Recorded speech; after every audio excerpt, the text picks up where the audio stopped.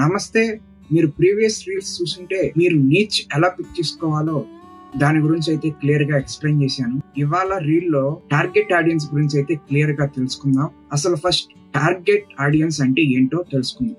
Target audience అంటే ఒక specific group of people ఎవరైతే మీ కంటెంట్ కానీ, మీ ప్రొడక్ట్ కానీ, మీ సర్వీస్ కానీ వాళ్ళకి ఉపయోగపడటం లేదో వాళ్ళకి కావాల్సి ఉండటం, వీళ్ళని టార్గెట్ ఆడియన్స్ అంటారు. వీళ్ళు స్పెసిఫిక్ క్యారెక్టరిస్టిక్స్ చూపిస్తూ ఉంటారు.